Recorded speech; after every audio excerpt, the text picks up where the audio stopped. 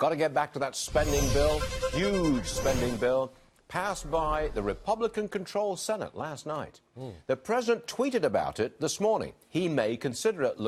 Well, here it is. Let me show it to you. I am considering a veto of the omnibus spending bill based on the fact that the 800,000-plus DACA recipients have been totally abandoned by the Democrats, not even mentioned, and the border wall, desperately needed for our national defense, is not fully funded. Ron Paul is with us, favorite guest on the show, former Texas congressman and host of the Ron Paul Liberty Report. All right, Ron, I'm sure... Good morning. Good morning, sir. I am sure that you really want this president to veto that spending bill, don't you? Oh, yes, that would be good, but I think that's a dream. You know, yesterday his tweet was saying all the good things about the bill. Today, all the bad things. So, no, I'd be willing to bet a gold coin that he will not veto it. That just seems so bizarre. But I'm not a betting person, so I'm not going to make the bet. But I do not believe for a minute he's going to veto this bill, because tomorrow he's going to praise the good things again.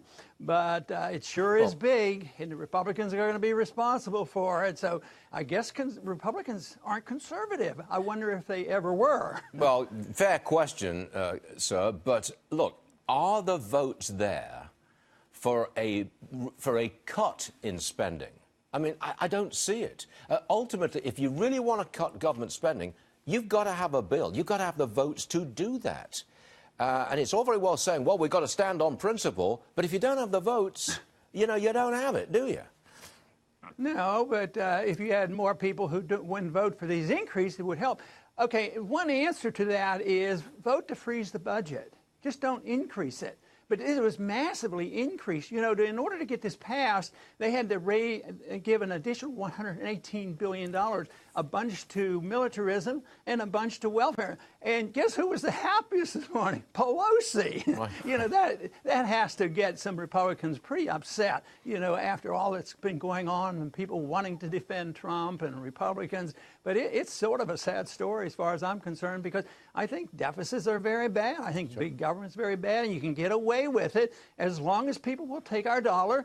But you know what? They're not taking our dollar as readily as they used to, and it's the dollar that's part of this trade deficit that participates in that too. Yeah. So it's coming to an end. So regardless, I've always argued we'll never get the votes in the Congress, but the marketplace and reality will set in, and this whole system will quit functioning. I want to talk to you about the president and his tariffs on steel and aluminum coming into the country. China is threatening to retaliate. I don't think you like this whole idea of the president imposing tariffs in the first place. Make your case, please. Well, first, it's unconstitutional. The control of foreign trade is with the Congress. It's not in the executive branch. It's not in the WTO. It's not in NAFTA. So Trump is right on those issues. But it should be bilateral agreements, but it should be designed by the Congress, and the president should decide whether or not he'll go on it. It's, to me, absurd that what is going on here in the last couple of weeks is done by one man.